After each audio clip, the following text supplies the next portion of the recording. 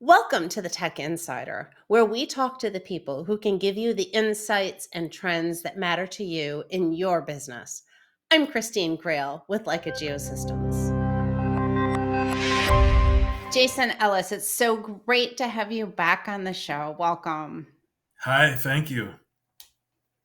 So, Jason, a lot of people know you as Leica's mobile mapping guy, or maybe more recently as the Pegasus TRK mobile mapping guy. But of course, there's a lot more to you than that. And so we would like to help our audience get to know you a little bit today. Um, Yeah, let's great. let's get let's get started by tell me something that you've done lately that was really fun. Oh, geez. You're in southern Michigan, right? So I'm in Southeast northern Michigan. Ohio. Sorry, yeah, I'm in northern Ohio, and I've done a lot of leaf raking lately. That's really exciting. Um, it's been winter's right around the corner, so the weather's been a little dicey. We're blessed here in Toledo, Ohio, with a pretty amazing metro park system. So I've read that it's rated as the best in the country. Everybody in the city lives within 5 miles of an awesome metro park, and I spend a lot of time there. So immediately, what have I done recently has been really fun. Just getting out and enjoying what is now past us, but the fall colors and getting some fresh air and some sunshine before all the sludge shows up here this winter. So And of course, winter is almost upon us. We're not actually yes. that far apart in terms of weather. So I know Mhm. you probably have similar weather to what we do. It's a little bit gray most days and a little chilly Yeah, out, but we'll yeah, manage, right? you gotta take your vitamin D every day, right? Exactly.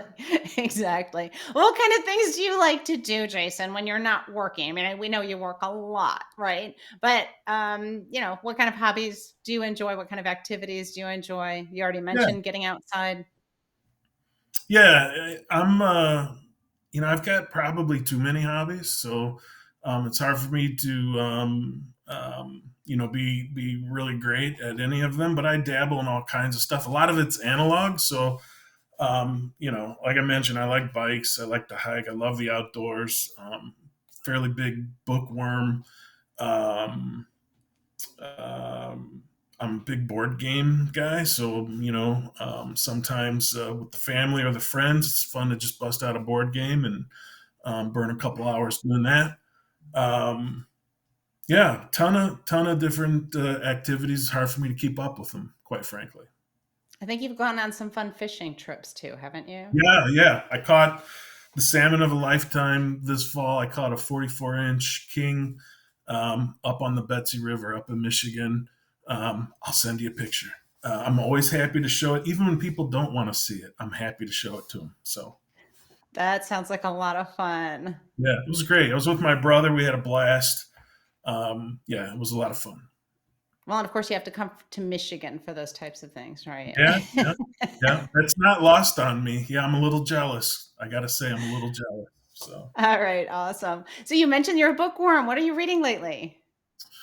I read a lot of science fiction and fantasy is it's my favorite genre. I like true crime as well. So one of the movies that's out there right now that everybody's kind of been raving about is Killers of the Flower Moon. That book is fantastic. One of the best books I've read in the last few years. So I highly recommend it. I haven't seen the movie yet. I'm looking forward to it, but the book was just fantastic. And I will second that recommendation. I read the book as well and found it fascinating. Yeah, yeah, crazy. So I am curious, how did you get involved in mobile mapping? I know you started out, your roots are actually in surveying, right? How did you go from surveying, boots on the ground, into mobile mapping? Yeah. So I started okay. So getting into mobile mapping, I had already been doing building scanning for a while, so static scanning for a while, and but before that, I was in civil survey for many years. I initially started in the field laying out control networks for aerial mapping and for right away acquisition type work. Got into civil site design for a while, and then when Civil 3D came out, that was kind of a that was a bit of a disruptive platform for a lot of companies. So I got into CAD management for that, and ultimately ended up in a technology director role when uh, Brian Elby brought um, uh, some static data into my office and said, "Hey, take a look at this. We need to do, we need a new server to store this data."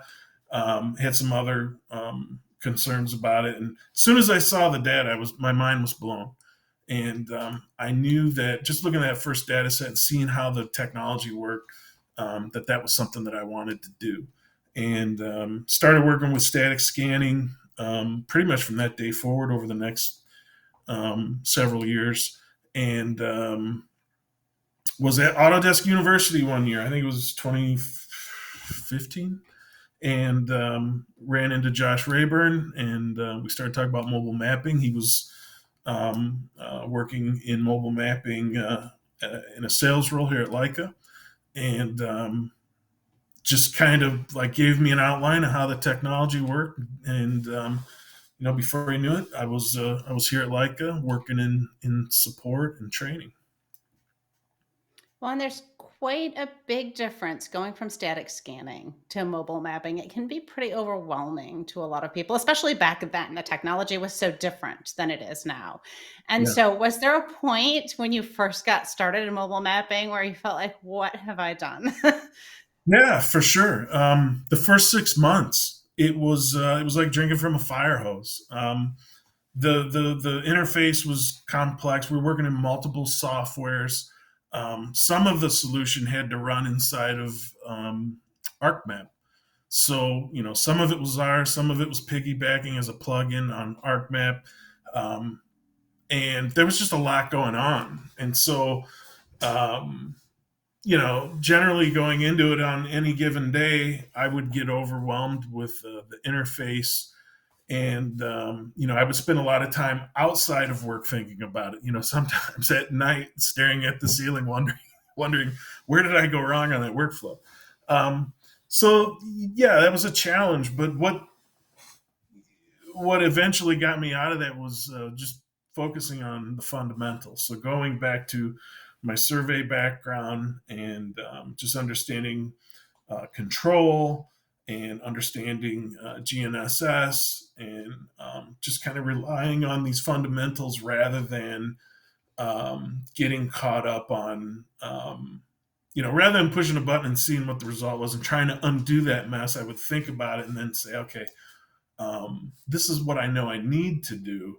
And if I didn't know how to get there, then I'd go to one of our experts and say, okay, how do I get to this point? And it took me about 6 months to really start to get it dialed in and get to a point where I was comfortable with going through all the data sets. And of course, the technology has changed quite a bit since then. It's gotten much easier to use. But I would think that going back to basics is still important.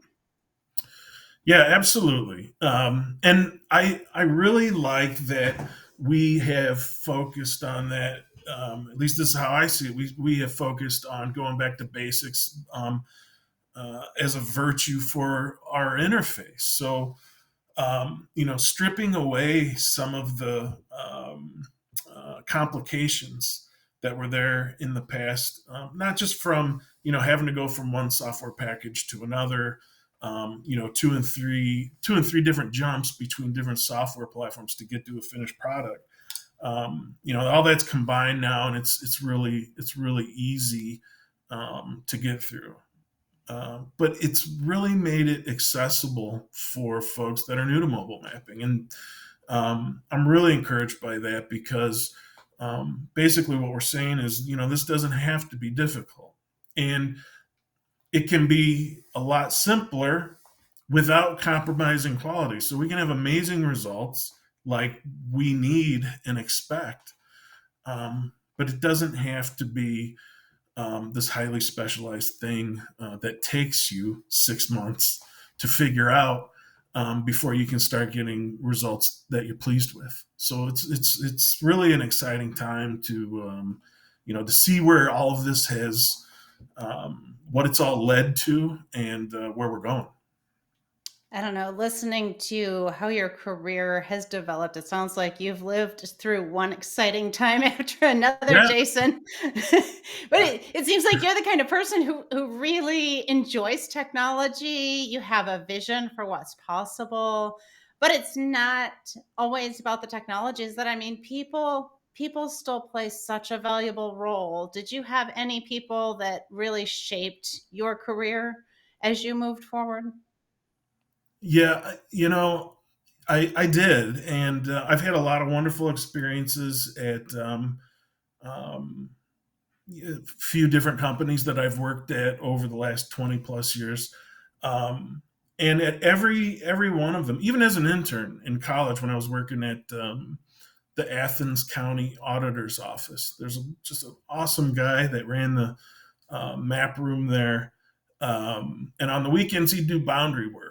And yeah, he needed a hand in the field, but he was a genuinely awesome guy and taught me how to run an instrument and gave me instruction on surveying fundamentals for meets and bounds type work, and it was awesome. And I've been lucky enough to have individuals at every stop along my journey that people have just been an open book.